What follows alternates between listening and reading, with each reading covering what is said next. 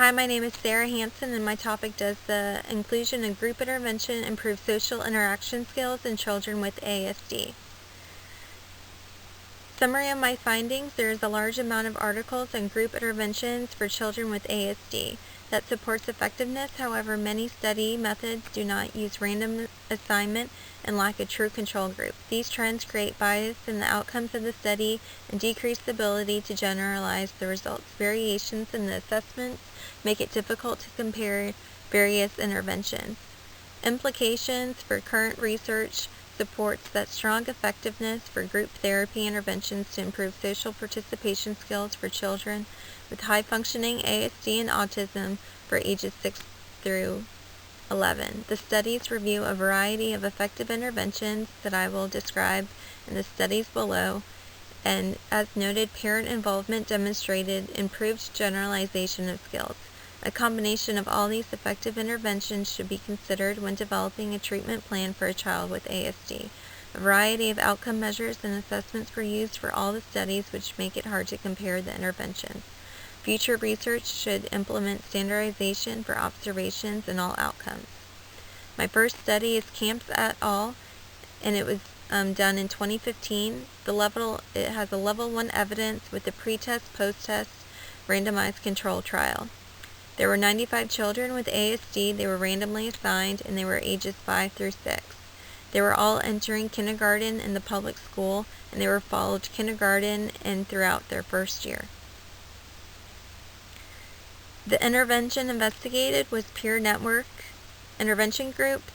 The group consisted of 2 children with ASD and 2 peers. The P&I group focused on 5 specific social skills. The comparison group did not receive intervention to address specific social interaction skills. I won't discuss all the outcome measures, but the statistical significance was that children in P&I group increased with initiations in peers and the length of their communication. There was also improvement in the teacher impression scale. The limitation of the study was outcomes did not consider peer perceptions or relationships nor the quality of verbal speech. My second study was D. Rouser in 2011, level 2 evidence with a pre-test, post-test randomized control trial. 55 children with high-functioning ASD intervention with social skills group with high-functioning autism. This social skills training was focused on verbal instruction, role-playing, and activities. Parents were involved in this treatment. The comparison intervention involved just regular social skills group for established for normal developing children. The statistical significance showed that the intervention group showed evidence of improvement in self-efficacy and social skills. Limitations that there was no control group in the study. Owens et al. In 2008 was my third study, level 3 evidence with a quasi-experimental pre-test, post-test control. 46 children ages 6 through 11 with the diagnosis of high-functioning autism and ASD. Intervention was Lego therapy. There was a group of 3 children, each assigned a specific job.